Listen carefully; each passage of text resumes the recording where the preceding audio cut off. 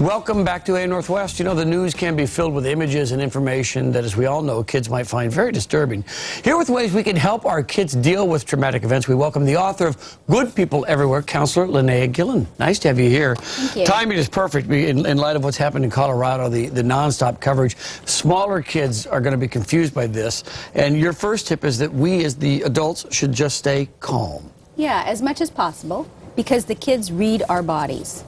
And if mom's scared, then that's going to scare the children. So that as much as we can regulate ourselves and tell information in a calm, peaceful way, then they can begin to process it a little better. And that's not just applicable to what's happening in, what happened in Colorado, but anything, be it a traffic accident or any kind of minor emergency, stay calm. Right. Doesn't hurt anybody. No. You say, too, when it comes to questions, you should answer their questions directly. Yeah, children, well, they're very literal, so they'll ask a very specific question. And one of the things I find happens is parents go on and on. They see that as an opening. Oh, my child wants to know, and then they start talking too much and the child shuts off.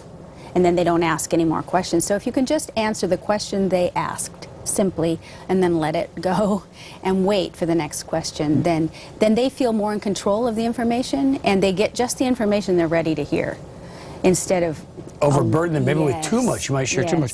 Often kids will ask why. For example, in Colorado, why did this happen, or why did he do that? Mm-hmm. How do you handle those questions? Well, with little ones, I say, you know, people get sick in different ways.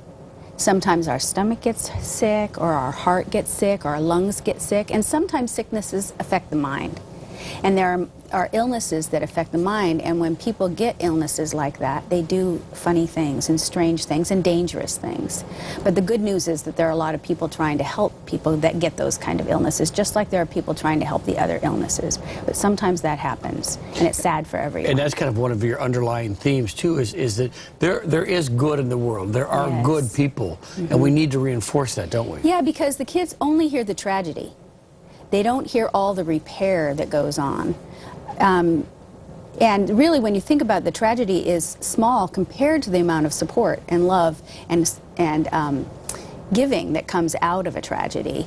Like, for instance, in the Colorado situation, there are so many people. There are prayer vigils all over the world. I love the images of the families bringing food to the parents. That really warmed me, mm-hmm. you know. Like, wow, did you see that? Did you see all those people bringing food? They're concerned about the parents. And again, saying it in that calm way so the children begin to understand the repair efforts and hear that side of the story as much as they hear about the tragedy. You also mentioned it's important to acknowledge confusion that kids may have, or mm-hmm. sadness, sorrow mm-hmm. that they're experiencing. Mm-hmm. How do you acknowledge that? Well, I think first of all is to be honest with your own.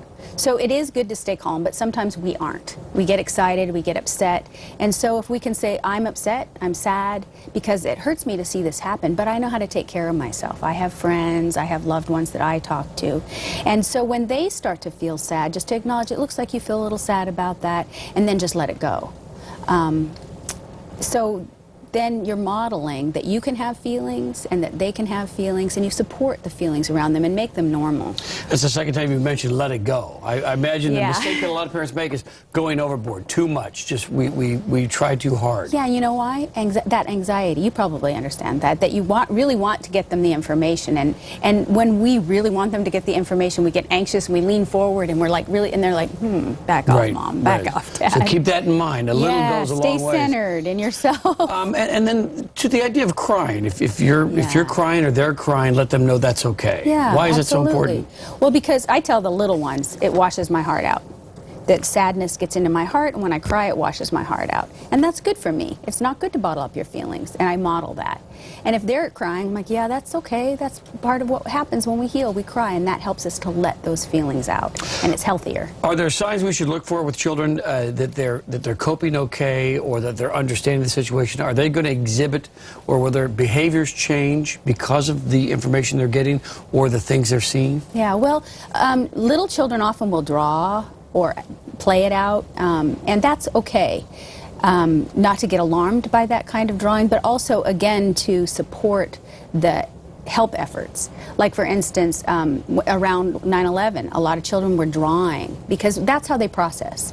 And they were talking to their friends and trying to process it and holding that space and then reminding them, yes, that did happen. And, you know, remember the ambulances came, and look at the memorials, all the good things that are happening to help balance that. That'll help them recover, because Obama said it well. He said, yes, tragedy happens, but we are also strong. We're resilient. So when you see children exhibit this, don't be panicked by that. That's their natural processing. Unless it keeps going, and they withdraw, and they seem, you know, upset and don't recover. And that it's all they're focused on, maybe. Yes. In your book for children, which is Good People Everywhere, that's the other message, is that we have to remind kids that there is good in the world. Absolutely. That's a hard balance for us in information business, to remind people of that, because it's not the news story, but it is the story, isn't it? Right.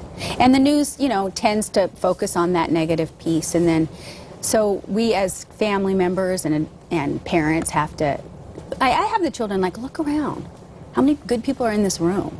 How many good people on the freeway? How many good people in your school? And start to, because their awareness, their reality gets skewed. There is something called mean world syndrome, where children start to begin to think of the world as a mean place. And it's because when they get start overemphasizing the negative things that happen, then they start to see the world that way. So we have to balance that out. And it's an important message, too. And the book is Good People Everywhere. Thanks for the tips today. Very helpful and timely for us. We appreciate it. Thanks for coming by. You're welcome.